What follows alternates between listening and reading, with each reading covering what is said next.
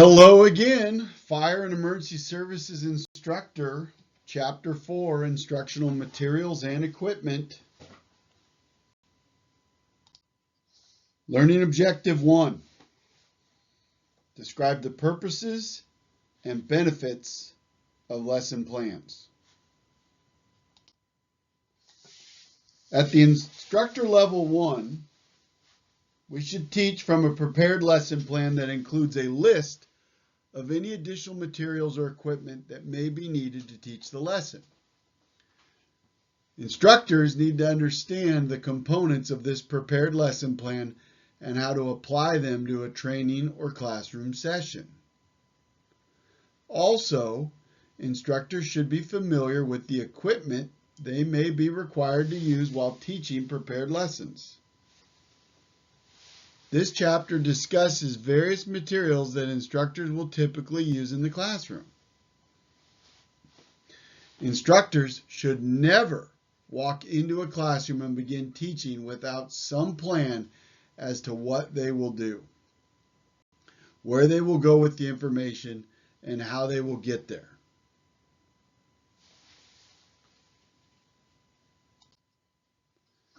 Teaching without a plan gives no guarantee that course objectives will be met or that students will actually learn what is required by the course outcomes or NFPA job performance requirements.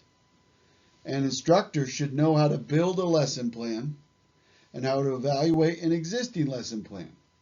A well-developed lesson plan will guide the instructor through the class session and will indicate which instructional methods and instructional materials have been chosen to aid the process. When using a third-party prepared lesson plan, ensure that it will meet the needs and experience levels of the instructors and the students.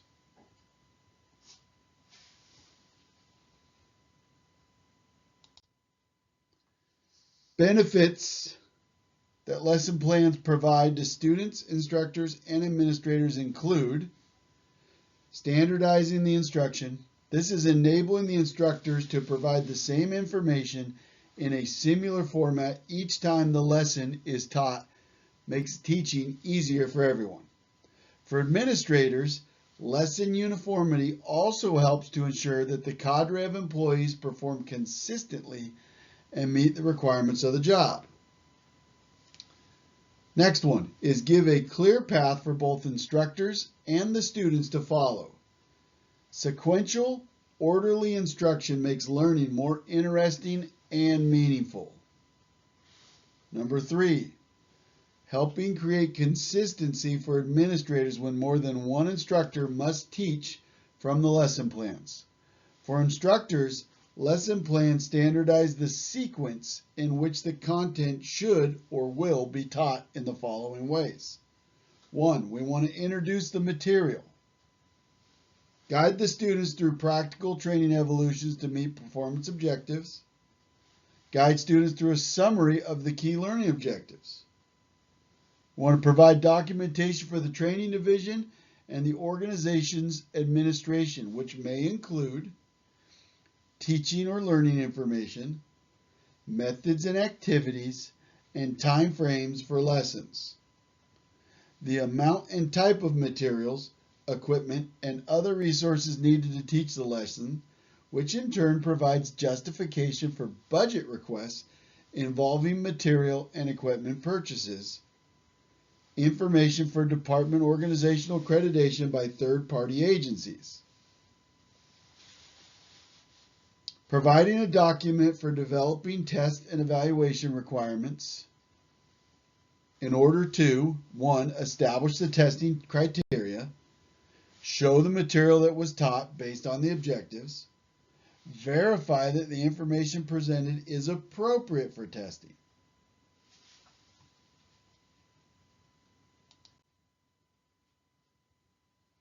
Let's talk lesson plan components.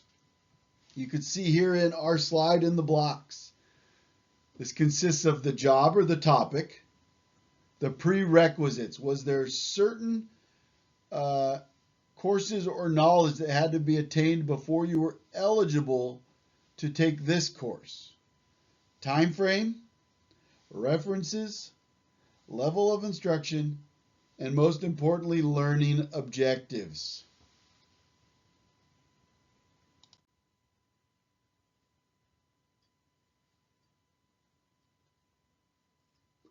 Lesson outline. This is the summary of information to be taught. It may use the 4-step instructional method, which will be discussed in greater detail in Chapter 6, Classroom Instruction. The lesson summary. This is the restatement or re-emphasis of the key points of the lesson in order to clarify variables, prevent misconceptions, reinforce learning, and improve retention. Resources and materials needed. List of all items needed to teach the number of students in the course. This section of the lesson plan includes other pre-lesson planning and preparation on the part of the instructor, such as determining the appropriate training site and seating arrangement, arranging for audio-visual equipment, teaching aids, props, and devices, reproducing handouts, acquiring tools, apparatus, and other equipment, contacting guest speakers, listing lesson resources including information on other instructors' qualifications, textbooks, and other instructional materials and special equipment needs. Determining specific instructional methods and learning activities required to meet those objectives. Selecting topic-specific training locations or changing the training locations to meet the requirements of the topics being taught. Assignments, readings, practice, research, or other outside of class requirements for students. And finally, evaluations. Type of evaluation instrument the instructor will use to determine whether students have met lesson objectives.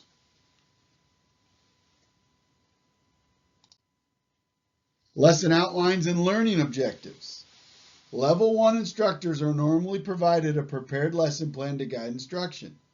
However, they may encounter situations in which they have to create training exercises without the benefit of previously developed materials, or they may have to adapt existing materials to fit their needs.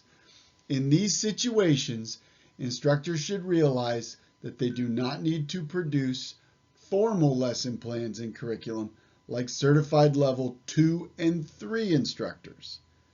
However, the ability to create a brief lesson outline with learning objectives or to adapt previously developed content and components are useful skills that meet the needs of the students and the objectives of the lesson plan. Whenever possible, the most experienced instructor, one available, should be responsible for creating any needed lesson outlines.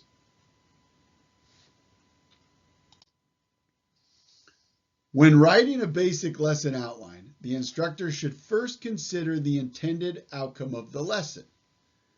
This learning outcome determines both how to introduce the lesson to the students and the direction that the lesson will take.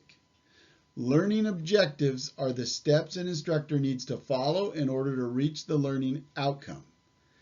Each objective should contain an action to indicate knowledge or skills, such as the student will identify a patient's pulse at 3 different locations on the patient.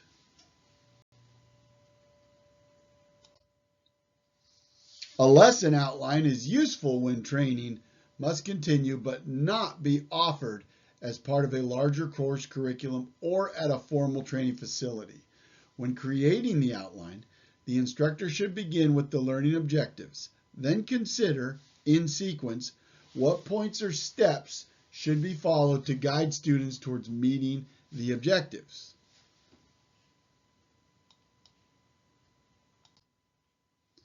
One of the most widely used learning outcome models, developed by Robert F. Major in the early 1960s, continues to help define the role of learning objectives in training. According to Major, Learning objective statements should contain three components: performance, conditions descriptions, and the standards criteria. Performance statement, conditions description, and the standards criteria are the three components that learning objectives need to contain.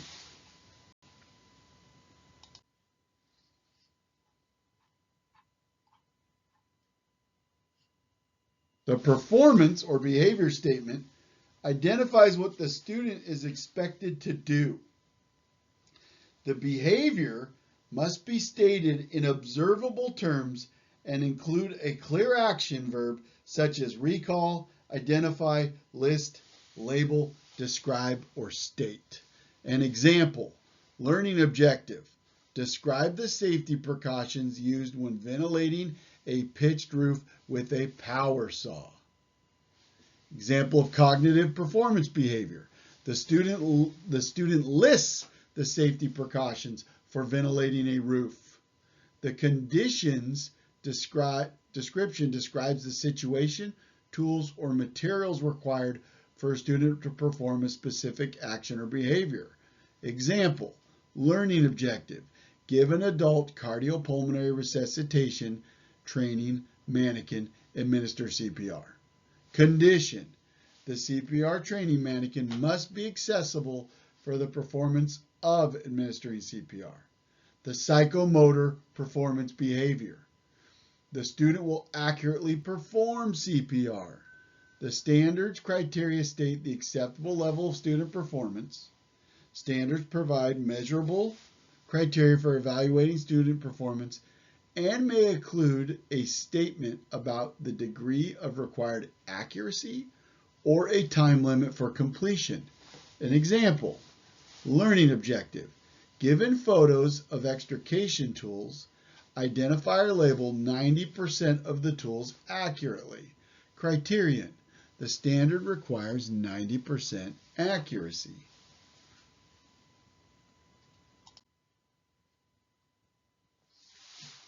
And as you can see here on the slides, the conditions description describes the following items required for a student to perform a specific action or behavior.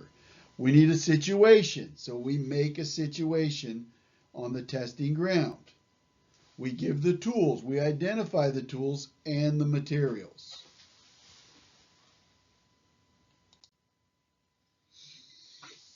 The standards criteria state the acceptable level of performance. So we've built the scenario saying, hey, here's the fire truck, here's fire hose.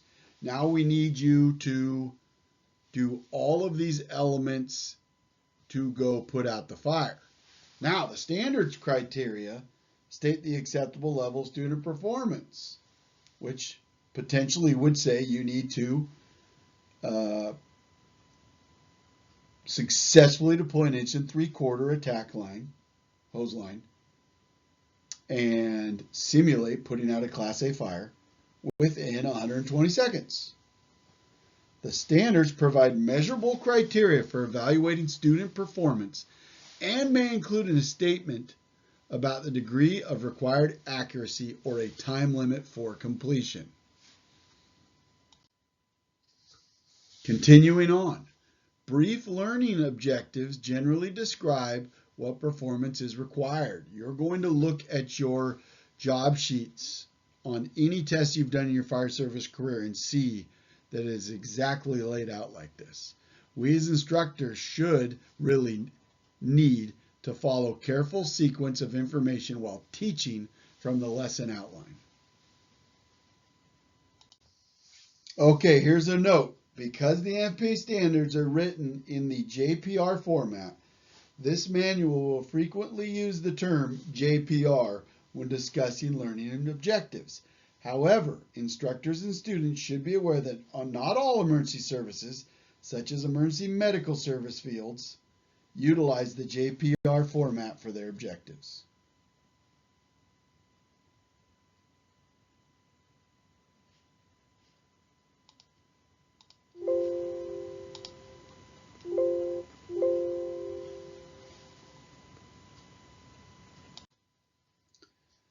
Basic outlines may not provide enough information to adequately teach a topic or course. Well-prepared instructors often search for additional resources to reinforce information provided in lesson plans. While lesson outlines provide the theoretical concepts and key points of a topic, outside resource materials can provide practical real-world examples.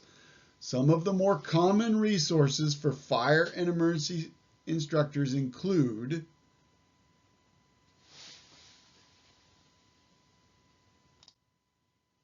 the National Fire Academy. This is a division of the United States Fire Administration. Provides training and training resources for emergency responders. Next is the National Fallen Firefighters Foundation. This was created by the U.S. Congress to remember America's fallen firefighters and provide support and resources for their families. Provides resources for firefighter safety education, including the Everyone Goes Home initiative and 16 firefighter life safety initiatives. The next one is Firefighter Close Calls. This compiles and publishes the near-miss reports on firefighting incidents for training use. And then the last one is the National Institute of Standards and Technology. This produces research reports regarding emergency technologies in the fire service and new information about fire and explosion science.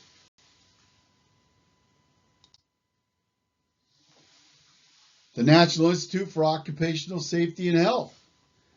This agency produces incident reports that describe fire and emergency services accidents and fatalities, as well as policy and procedure recommendations to help prevent future occurrences. User-generated video websites. Fire and emergency services organizations sometimes upload training videos to such sites. Eyewitnesses may also take videos of accident and fire scenes and make this video public. Supplementary texts. Fire and emergency service periodicals and journals publish articles that can be used to reinforce daily lessons. Fire and emergency services related websites. There are many websites dedicated to the fire and emergency services community. Many feature community forums, blogs written by experts in the field, and articles that may or may not appear in print publication. Learning Objective 2. We're going to discuss copyright laws and permissions involved with instructional materials. When an instructor uses and distributes additional training materials, he or she must consider what is and is not permissible. Copyright laws provide legal guidelines for the use of published materials. This is no joke, folks, so lock in because you can get in big trouble. Copyright laws protect the work of artists, photographers, and authors, including but not limited to their literary, musical, graphic, audiovisual, and sound recording creations. They also give authors or developers the exclusive rights to publish their own works and or to determine who else may publish or reproduce them.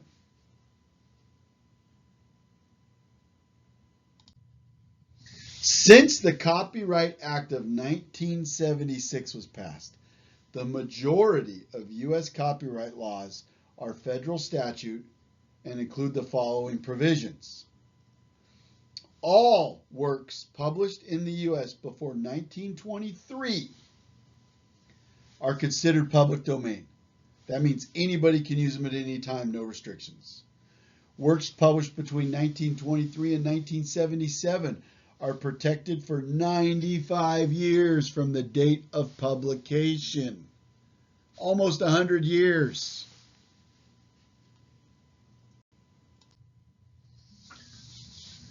When the work was created but not published before 1978, the copyright lasts for the life of the artist, photographer, or author plus 70 more years past that. For the works published after 1977, the copyright lasts for the life of the artist, photographer, or author, plus 70 years after their death.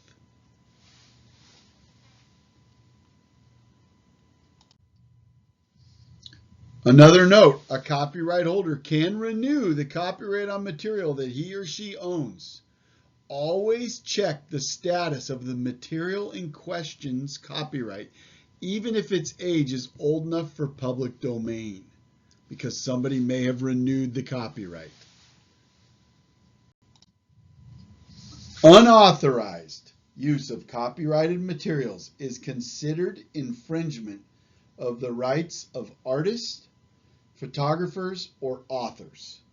Infringement gives them the right to recover damages or gain profits from the use of their works.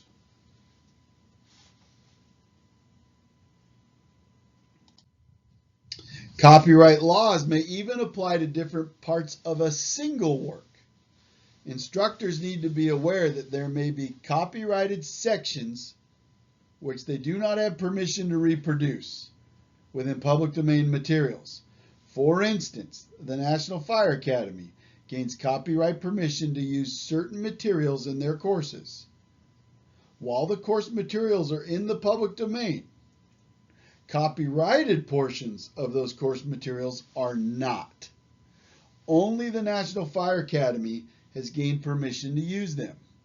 An instructor or organization not affiliated with the National Fire Academy would have to request and receive the same copyright permissions as the National Fire Academy in order to legally reproduce the material.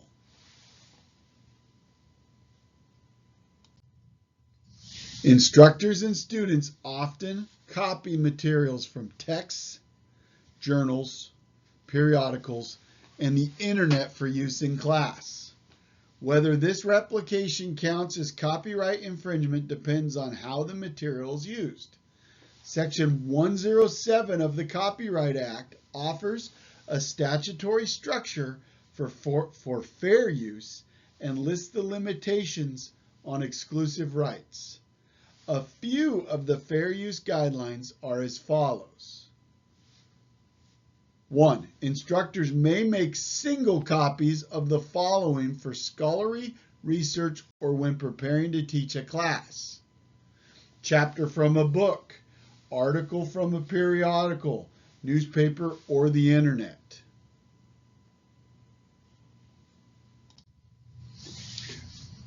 Also a short essay, a short story, or a poem. A chart, graph, diagram, drawing, cartoon, or picture from a book, periodical, or newspaper. Video recordings of a television broadcast. Teachers may make multiple copies of items for their students to use in class, provided that the copied material is brief. Copying must be for the particular class being taught at the time and not cumulative or copied repeatedly for subsequent classes. Copying is not a substitute for the purchase of books, publishers' reprints, or periodicals. Students purchasing copies for class cannot be charged more than the actual cost of the photocopying.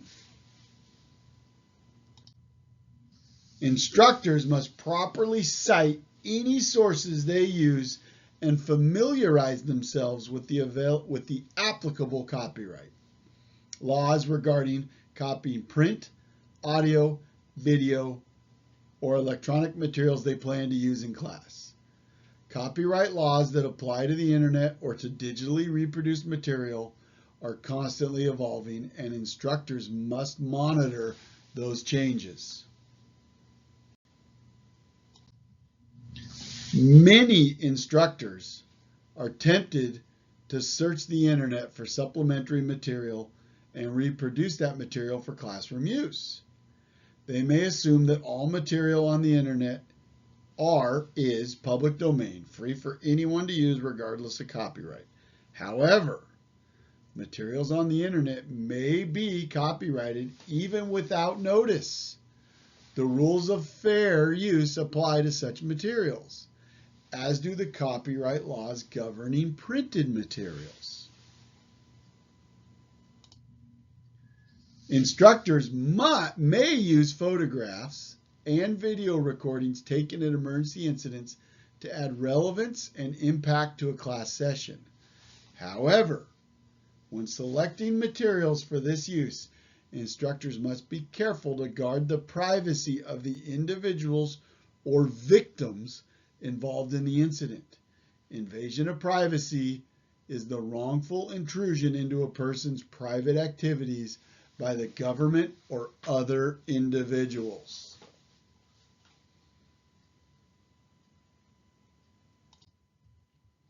Individuals have the right to control the use of pictures of themselves and their property. If permission is not obtained, an instructor or organization that uses these pictures or films may be sued for invasion of privacy or libel.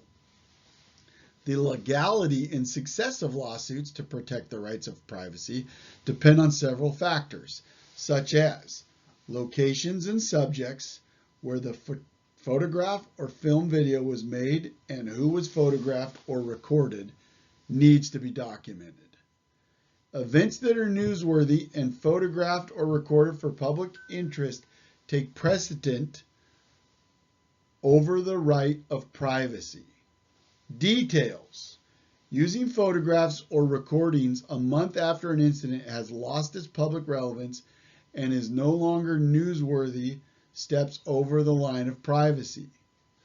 Images that are retained as file photos and used in conjunction with a story of continuing interest may not be subject to the privacy requirements.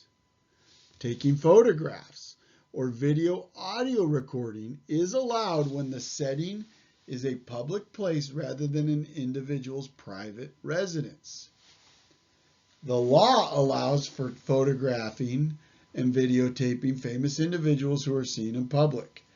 It may still be considered an invasion of privacy to photograph or film an ordinary civilian, celebrity, or criminal while she is having emergency procedures performed or being rescued from a serious accident on a public highway. Using images of severely injured victims or fatalities may infringe on the rights of victims and or their families.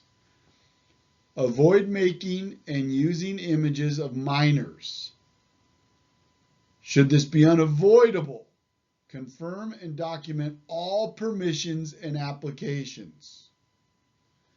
Avoid using photos that include personally identifying information, such as license plates. Let's talk permissions. In order to legally use or publish photos or film from public events, organizations must always obtain written permission, a model release, from any and all individuals who appear in those images. A model release for a minor must be signed by the model's parents or legal guardian. Restrictions. Organizations must explain how they plan to use a photo or video so those involved can make an informed decision to permit or restrict the use of their images.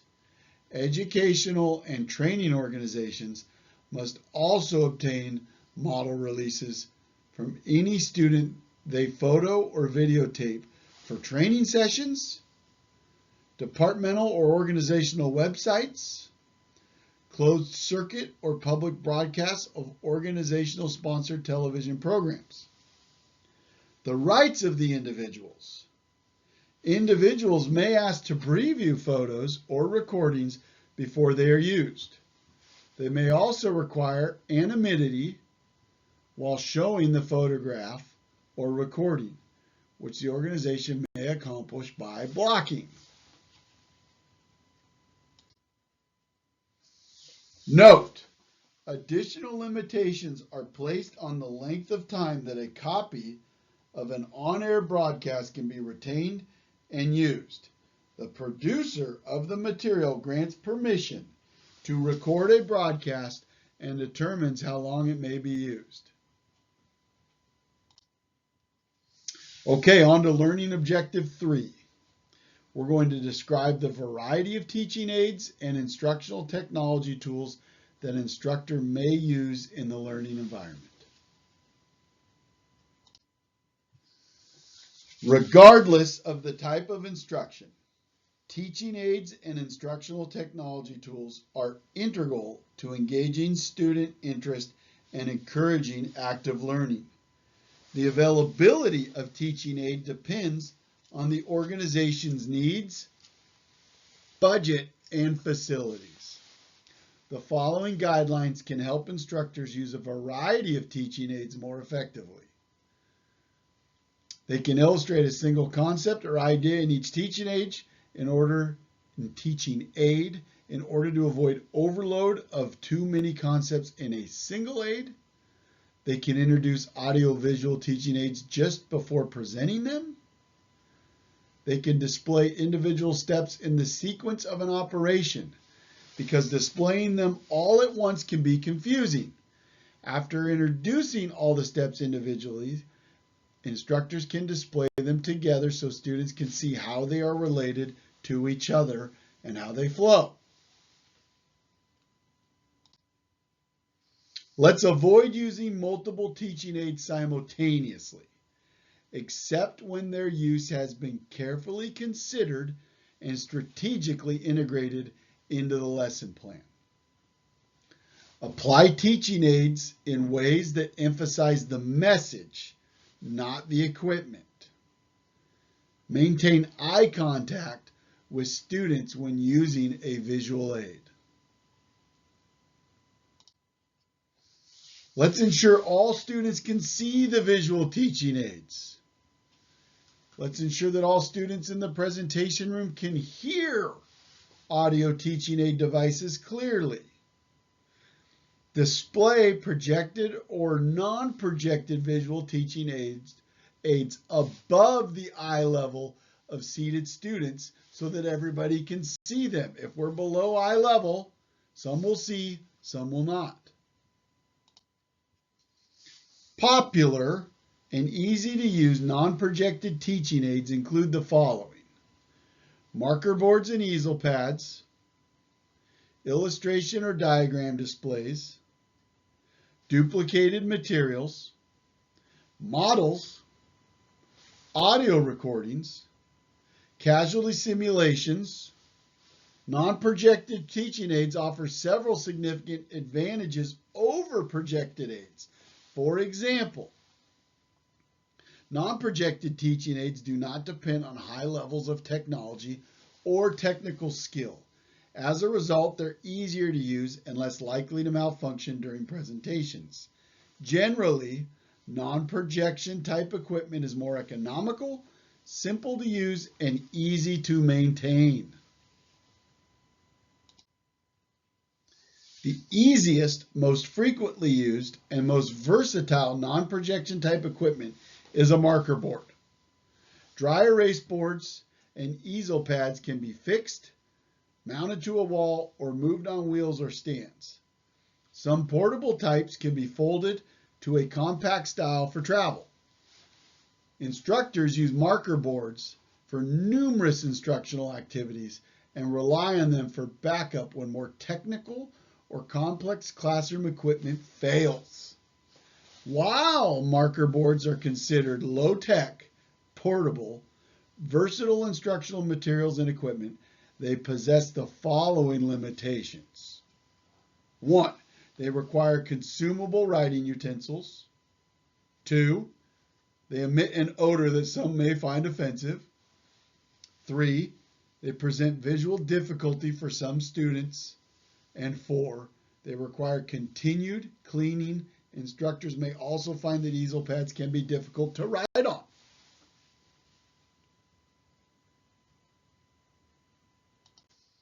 Illustrations and diagrams support visual learners and can help to clarify, organize, and emphasize key points of written or verbal instruction. Preparing these materials in advance saves class time. They can also be used to ensure consistency in the presentation of course material by different instructors. Some examples of illustrations and display boards are as follows. 1. Technical diagrams, such as mechanical or electrical schematics, illustrate and help explain troubleshooting or repair procedures. 2. Maps or plan diagrams illustrates routes, aid in pre-planning, and or assist in debriefing incidents. Anatomical charts assist in explaining human anatomy and physiology in emergency medical services classes.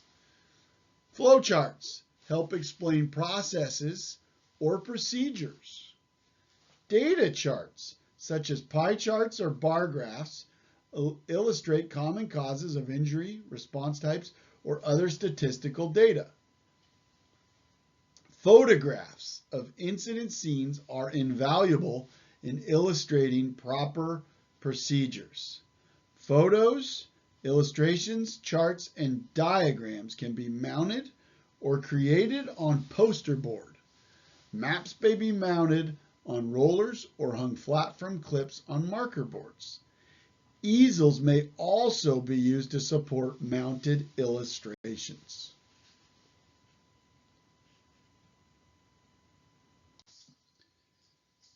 Duplicated materials or handouts include any printed matter that instructors distribute before, during, or at the end of class. For students to gain the maximum benefit from handouts, instructors must strategically plan when and how to use them. Suggestions include a lecture review. Distribute handouts of lecture material at the end of the presentation unless students need to refer to or take notes on them. If needed, distribute handouts just prior to the presentation so that students will remain focused. Pre-course material. When handouts have the same content as the presentation, consider using them as pre-course material. When students become familiar with the subject matter ahead of time, they can expand upon that learning even more about the subject during class. Self-study. Give handouts to serve as self-study guides to help students work through textbooks and other learning materials at their own pace. In-class assignments. Hand out assignments to students for completion during the class session. Take-home assignments. Hand out outlines and requirements for take-home assignments, such as research projects for practicing applications of theory learned in class or reviews of material. Note-taking guide. Provide note guides with an outline of the lesson for students to fill with notes during class. These guides will encourage students to remain attentive to the lesson's major points.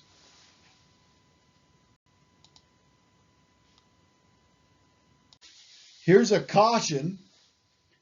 Let's consult the copyright laws explained early in this chapter and always apply them appropriately on anything we're copying or duplicating or using.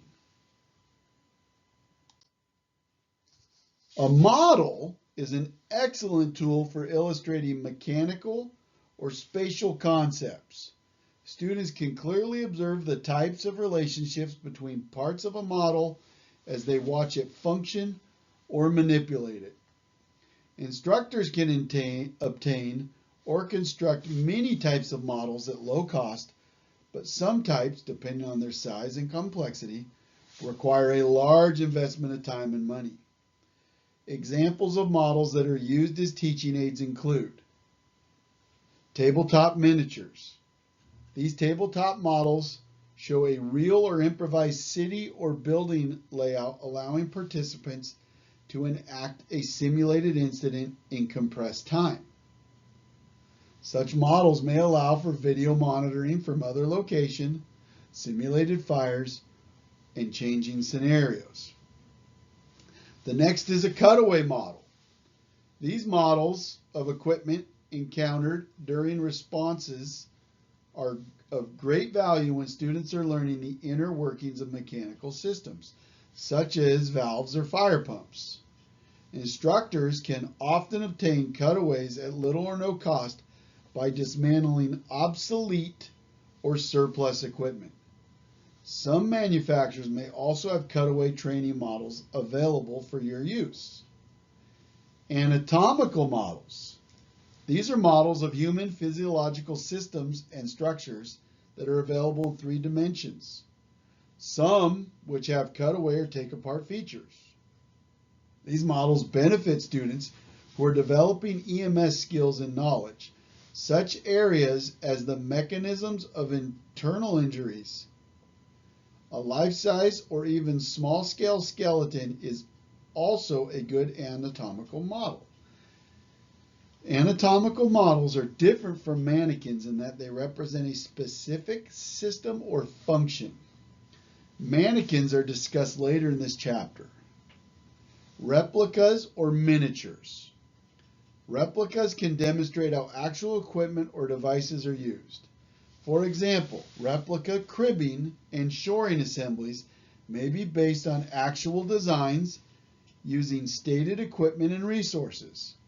In contrast, manufacturers may offer smaller scale versions of equipment that, full size, would occupy a significant amount of space. In both cases, students can see how the components are assembled and used before a practical training evaluation. Actual tools and equipment. Actual equipment can be used for demonstrations. For instance, an authentic self-contained breathing apparatus is a better teaching aid than an illustration of one.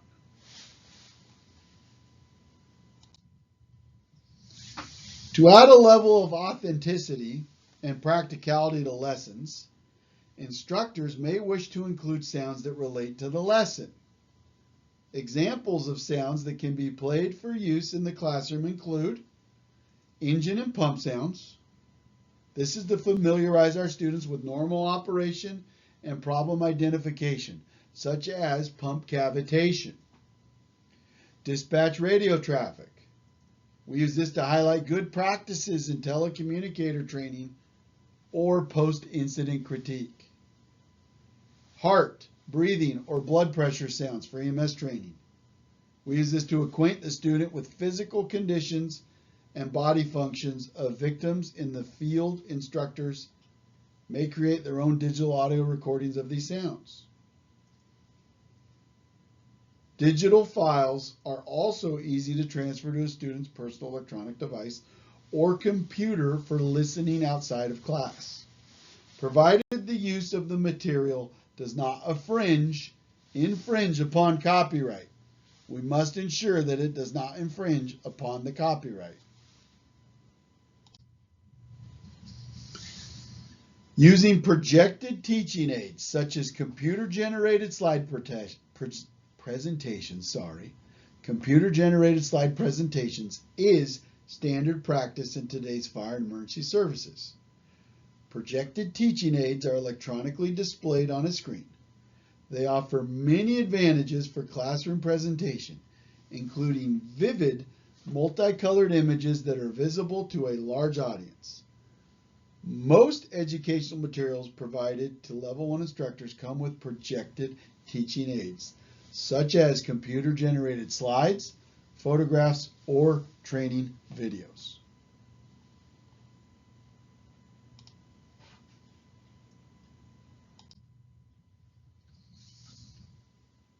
Using projected teaching aids continued. Let's dim only the lights in the front of the room, if at all possible.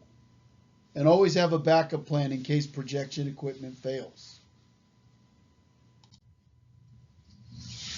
Let's keep a supply of spare projector bulbs. If you're using a projector, this is a big deal. One, they're a very special type of bulb. They are expensive. They go hundreds of hours, but it's funny how they'll only burn out for you right before your class or in the middle of it. Make sure you have batteries for remote controls. This happens to me all the time. Extension cords, and anything else that may be needed in the event of equipment problems. Make sure that the computer equipment, including interface cords, is compatible with the projection device.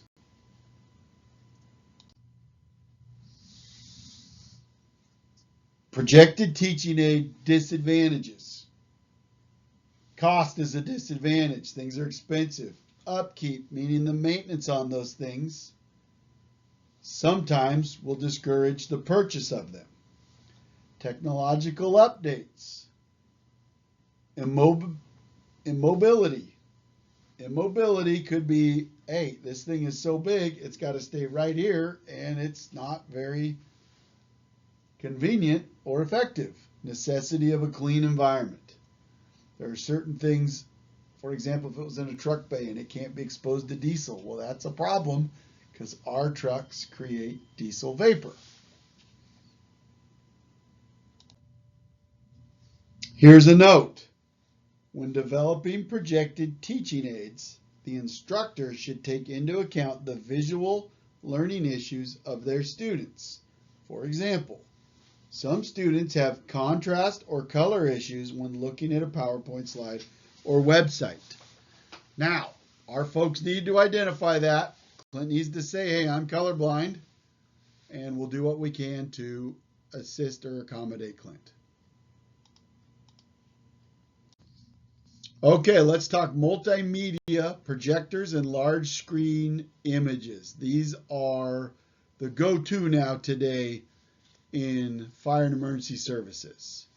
So we can have video, television, computer images. Here you can see if no screen is available, a light colored wall with no decoration, minimal texture, and few architectural elements can provide the best viewing surface for a projector. Multimedia projectors, large screen images. You can see here that they have this phenomenon called keystoning, the keystoning effect, where when the angle is right, we get a correct image, and when the angle is off, we get these uniquely shaped images, a vertical keystone and a horizontal keystone. Interactive display systems. Systems that project images from a computer, allowing students and instructors to interact with the image. You don't see this a great deal in Mason County, but they are out there predominantly in the bigger counties with more money. Becomes a giant touchscreen with interactive display system tools. I know North Mason has an interactive display system at their fire station. Another note, there are non-projected interactive board types that are similar to interactive display systems. Instructors are encouraged to consult their supervisors or the authority having jurisdiction for the most suitable or available equipment for their course.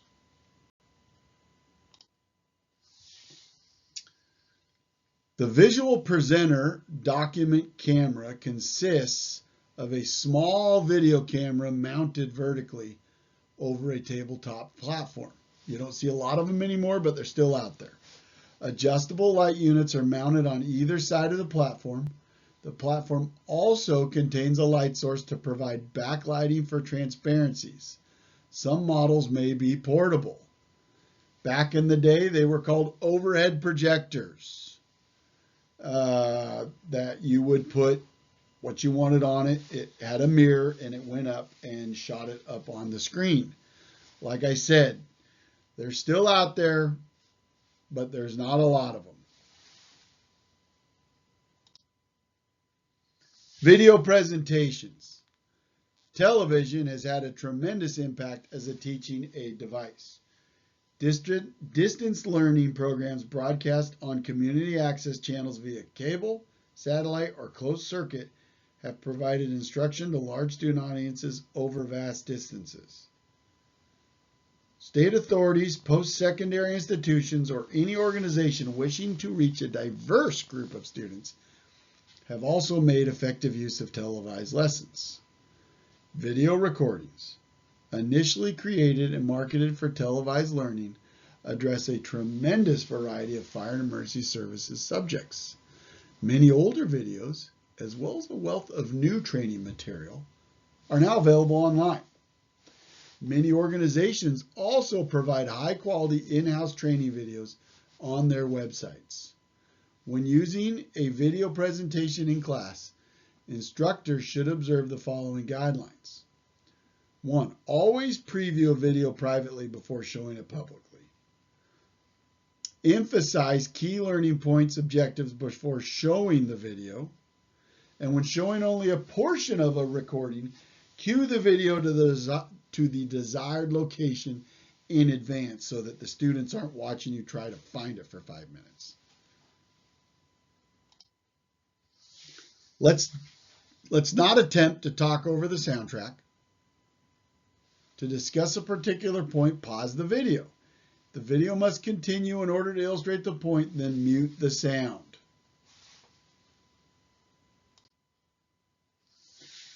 Continuing on video presentations, when we're going to give a video presentation, remain in the classroom while students watch the video, as you may need to address technical problems, classroom disruptions, or other issues.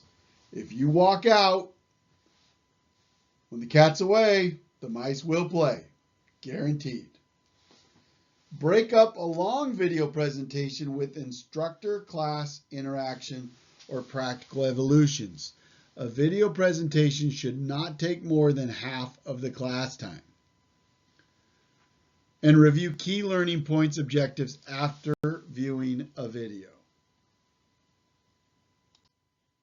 Video conferencing, game changer, especially when the pandemic showed. This allows 2 or more individuals or groups to communicate with each other at a distance through live, simultaneous video or audio connections. Similar to traditional instruction, because instructors teach a group of students in a regular on-site classroom, but the classroom contains audio and video equipment to enable students from remote locations to interact with the group. Caution. Use of video conferencing must include careful class session preparation and attention to detail in interactions between students and instructors, or the experience may be negative for all parties. Simulators. Simulators are teaching aids that represent systems, processes, or environments in which actual training would be unsafe, impractical, or prohibitively expensive. Simulators realistically imitate these environments for students without the safety hazards. The more realistic the simulation, the more effective the learning. The following types of simulators are available for fire and emergency services training. Computer simulations. Next is virtual reality simulations. Third is casualty simulations. And fourth is anatomical physiological mannequins. As we go a little deeper on each, the computer simulations, computerized simulations of burning buildings, command situations, casualty incidents, hostage scenarios, and other fire and emergency services applications are widely available. Computer simulations include 3-dimensional rendered animations and interactive video. Virtual reality simulations. Virtual reality simulations display fields of view as though students are part of the simulated environment. These environments can be manipulated in response to input from students. the simulations change in real time to react to a student's actions. Virtual reality simulations can be tremendously effective tools for reinforcing procedure-based or protocol-based skill sets. Most of these simulations require an investment in equipment and/or software, which must be weighed against the instructional value of the product.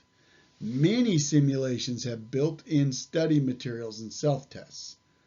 Some types of simulators and/or their additional programs may be installed directly into an organization's computer network, enabling the instructor to keep centralized training records and statistics. The disadvantages of virtual reality training simulation include the potential for light-induced seizures, possible motion sickness, extreme high cost, and limited training scenarios due to pre-programming. The third is casualty simulations. Simulated casualties provide tremendous benefit by increasing the realism of hands-on EMS training. Instructors can simulate injuries using commercially available moulage kits and prosthetics, or applying plastine modeling, paste, wax, and makeup. Moulage kits typically contain plastic wounds that instructors can apply to a simulated casualty. Prosthetics are also available, such as simulated amputated limbs, devices to simulate arterial bleeding, and other lifelike injury effects. Minimal training is required to use moulage kits. Plastic wounds are relatively quick to prepare and apply. Instructors can also arrange to work with personnel who are qualified casualty simulators. Casualty simulators are typically EMS instructors and have been trained in the use of plastine, mortician's wax, makeup, prosthetics, and simulated blood to produce realistic wounds and other specific effects. The preparation process is more time-consuming than moulage, but the results can be more realistic. For practical examinations or when filming simulations for later use, the time invested is worthwhile. And lastly, anatomical physiological mannequins. Anatomical mannequins are designed to offer types of simulation ranging from a simple representation of the human form to audio, visible, or palpable facsimiles of pulse, heart rhythm, reaction to defibrillation, or the ability to intubate or ventilate. Specific mannequin models are designed to match any level of EMS training provided by an organization. Training props include permanent structures or portable devices. They simulate specific situations and assist in teaching subjects, such as technical rescue, vehicle extrication, spill and fire control of flammable combustible liquids, transportation, incident response, and control designed for outdoor use. Training props are often located at some distance from classroom facilities, which can present an obstacle for instruction. They are used for a variety of training scenarios, including rescue, property conservation, and fire suppression. Examples of this are trenches or collapsed structures, motor vehicles, rail cars, ships, aircrafts, processing and storage facilities for flammable liquids. Learning Objective 4. We're going to describe the cleaning, care, and maintenance of teaching aids. Proper care and cleaning of teaching aids can prevent damage and extend their useful life. Instructors should regularly inspect all teaching aids before using them in class. Most manufacturers provide cleaning, care, and maintenance instructions when an item is delivered. file these instructions for reference, and if possible, attach a copy to the teaching aid or device.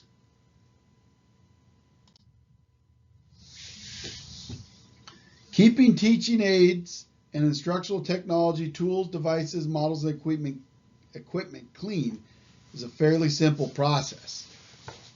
But the commitment to maintaining and keeping our training equipment clean, or equipment across the board, is the secret sauce. Because lots of us are not committed to the process. It's also an opportunity to periodically inspect the item and determine its maintenance needs. Is it in service? Is it out of service? Is it operating properly, or is it not? I got light bulbs out. Things like that. Better it be seen before class than during. Hurts your credibility if things aren't working during. More cleaning, care, and maintenance of teaching aids. Cleaning suggestions include: we're always following the manufacturer's recommended procedures. Let's not use abrasive cleaning agents on glass surfaces. We're going to scratch it. Use a soft dust cloth to remove dust and fingerprints. Use a soft bristled brush to dust hard to reach areas inside equipment. Do not use solvents. Harsh chemicals and training equipment normally do not get along. Clean our dry erase boards completely after using them. Clean video and audio heads with an appropriate cleaning device at recommended intervals. That's some dated stuff there back when we were using VCRs, but still, maintenance anything that you've used and clean it appropriately. Suggested care guidelines for teaching aids and devices include, once again, following the manufacturer's recommendation for use in storage. Dust covers over equipment when not in use, and store mannequins properly in carrying cases or closed cabinets, trying to extend their life by storing them properly. Wrap power cords around carts or remove and store them separately. Use lens caps on all optical lenses, cameras, and projectors, and store class handouts in file folders. Allow projectors significant cool down time after turning off the lamp. That's a huge piece, because if you don't do it right, it will subject the lamp, the light bulb, to too much heat and significantly reduce its life. You can see that many projectors have both soft and hard power buttons. So a lot of times with the newer ones, it has a electric automatic cool down, but on some others, there is older models, you have to physically cool it down by enacting the fan and not shutting the unit off. The fan cools the bulb. If we shut the unit off, the fan gets shut off and the bulb stays hot, sometimes burning it out. Other times, putting extra wear and tear on it that it didn't need. Once again, hope everybody's figuring this out, especially on a test. We are always going to follow manufacturer's guidelines carefully to prevent the cooling fan from disengaging prematurely and reducing the lifespan of the bulb. But manufacturer's guidelines on anything, maintenance, cleaning, all of it. Don't leave electric equipment in vehicles in the direct sunlight or when temperature extremes are expected. Only qualified repair personnel should perform specialized maintenance of teaching aid devices. Inspecting teaching props. Follow the jurisdictional standard operating procedures for inspecting these props. Check for damage and deterioration before and after the props are used in the training evolutions. Periodically cleaning air filters in the multimedia projectors. Clogged air filters cause cooling fans to work harder and decrease the life of the unit. Always clean the filter before replacing the projector bulb. Replacing projector bulbs. To prevent skin oil from contacting the bulb surface, handle the bulb by the porcelain base only, I like to also wear a rubber glove.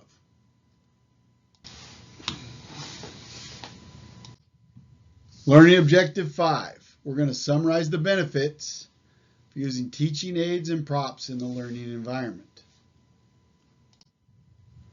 Teaching aids and props can improve the classroom experience for both students and instructors, and I would say guaranteed to improve. Teaching aids help to enhance student understanding because a significant amount of what students learn is received visually, 75%, right? Teaching aids increase the ability of students to understand the information in a lesson. Seeing an illustration or touching an item will help the item become more tangible to the students as opposed to simply hearing or reading a description of it. It will add interest to a lecture.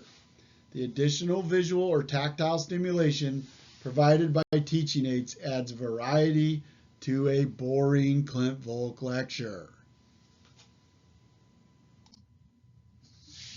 Clarify, prove, or emphasize a key point. Seeing a key point projected for the class during an explanation or discussion can clarify and add emphasis to important information. Instructors can prove or validate a key point by using illustrations or examples of actual events. It can enhance memory. It absolutely will enhance memory. Teaching aids visually reinforce the learning of information that is provided verbally, making it easier to remember and retain. Research indicates that people have better retention of information that they see and hear at the same time. It helps students organize ideas. When dealing with complex ideas or processes, students benefit from seeing a list of components on a chart or board. Students follow a lesson better when they associate an illustration or outline with the words. It can help gain and maintain students' attention. Dramatic images or anecdotes help to capture attention and maintain student interest, while the relevance or resolution of the topic is explained. It can illustrate a sequence of events or steps in a process. Teaching aids help students to learn and remember steps in a sequence, stages in a process, or components of an assembly.